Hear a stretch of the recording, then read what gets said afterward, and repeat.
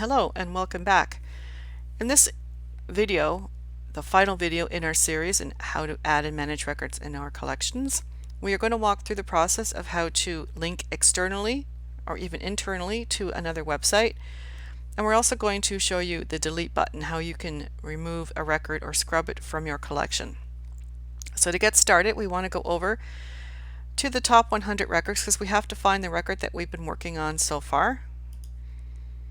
So if you recall, it is St. George's Square that we're working on, so we need to go and find that record.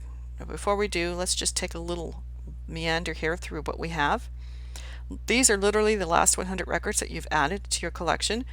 In the red, it indicates the type of record. In this case, this was a virtual exhibit. We have a group here that was added. We've added a template, but we want to find St. George's Square. Now, a lot of times you may have records that have similar names. If you're not sure if it's the one that you're looking for, all you have to do is refer to the date it was added and the time. Hopefully that will give you the information you need to verify it's the record you want. So I know that we worked on this starting February 7th. So I'm going to click on the St. George's Square. And just a brief review of what we've done so far. We added our initial image, which was the front of the postcard. There's our reverse side. We also aggregated it into a group, so if we click on postcards, anything you have put in that group is going to show up here. So again, it's just good collection management practice, and also it's kind of like one-stop shopping for your users. If they want to delve into your postcard collection, all they have to do is click on one link and everything is right there at their fingertips. Okay, moving back. We have done our permissions, we've mapped our postcard, we have our searchable personal names, and remember, if you want a name to be searchable individually, do not join them together. So if I had put Margaret and George Smith in one line, then if I clicked on it, I would just get them. I wouldn't be able to get Margaret as an individual person. So wherever possible, try not to aggregate the names together. Try to put them separately. Make sense? Okay. Our subjects are also fully searchable, so anything we had under the memorabilia subject, we click on that as with groups, and everything that's under that subject is going to come up. Again, one-stop shopping. We have the date of our original, and here we have our inscription that we added HTML2. Makes it much easier to read and a little more interesting on the screen. And we have our item type and our media type and our creator. So the final two stages in our workflow, and the workflows are always going to be the same no matter what you're doing. Again, the only differences will be on the types of records you're working with, therefore there'll be nuances into the different templates you're going to be using. That's why indicating your media type and your item types are so important. Okay, let's go into links. I am going to link out to the help site. So the first thing I want to do is put my label or the title of the site I'm linking to. VITA. Let's just put VITA help site. And the next thing I'm going to do is just go and grab my URL. It's a very simple process. Go back in, pop that in there. Now you also have the option, if you want to go and grab a thumbnail to represent the website, then that is, again, visual is always best.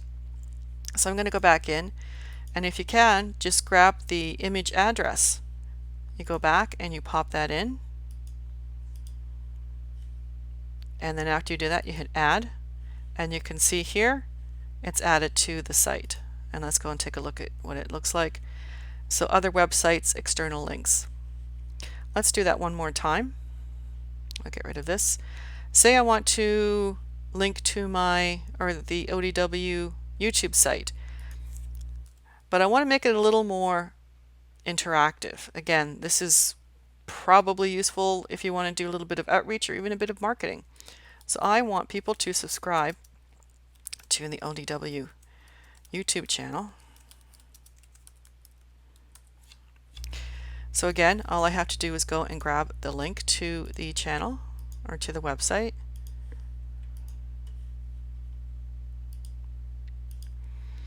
And I need a representation.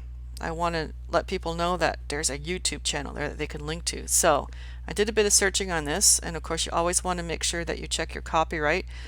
YouTube icons are perfectly legal to download, provided we don't do anything to alter them or change them in any way. So I'm literally just going to go and do the same thing I did with the VIDA image or the ODW image. Is I'm going to grab the image address, go back and add it here, click add, and we can see it all seems to be formatting okay. Let's take a look at what it looks like on the public side. Now, that might be a little larger than you'd like, but there's no doubt that there's a YouTube channel there. So now if I click on it, it takes me right to my channel. So that's basically how you add links.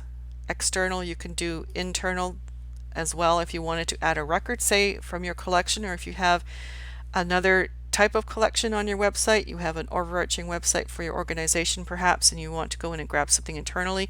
It's the exact same process. You just put in your label, you grab the URL for the record, and if you can get a thumbnail, that's great. Process is the same. Finally, delete. Now, depending on what level you are in VIDA, if you're level 1, you will not have access to the delete button. So that's really good to assign volunteers, or perhaps someone who's just learning at VIDA. They won't have access to the delete button, so therefore, nothing can be messed up.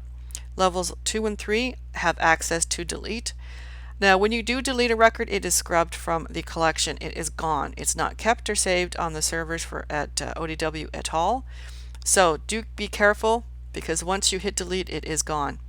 That's why we have these red flags here. And if you get down to the bottom, here is your last chance. So once I hit delete this record, my postcard and all the work we just done will be gone. Now, there is an option if you want to suppress a record from public view, but you don't necessarily want it deleted. All you have to do, if you recall, is you go into your description screen, and where you have it on public display, all you have to do is take it off. Hit update record, and that record will now, as it says here, it won't be viewable on the public side. Now that means you can keep it from public view for whatever reason, but if you know that down the line you will be able to or want to make it publicly available again, you can do so. But again, if you do know that for whatever reason you just don't want it in your collection, the delete button is there for you. Okay, I'm going to go back and just turn my record back onto public. And do remember that the indexing cycle for VIDA runs from a half hour to an hour and a half, so depending where you are on the cycle will dictate how quickly your record will be viewable on the public side. So do keep that in mind. If you're working away and you go to check and it's not there, you're probably just at the bottom end of the cycle. So that's the final video in our series on how to add and manage records in your collection. As always, if you have any questions or technical issues, do contact us at help@vidatoolkit.ca. And don't forget, there is our handy dandy help toolkit site, our VIDA Toolkit help site, sorry. And all our manuals are here. And the one we just worked on is the adding and managing records. You can download the complete manual, or you can just cherry pick the sections that you're working on. And also we have our different documentations and to help you through your planning and policy guides for your collection. And you can browse partner collections as well to see what other people are doing. Alright, I hope you found this series of videos useful. We have a whole series coming up that will walk you through anything you're doing on VIDA. Thanks for joining me. Bye for now.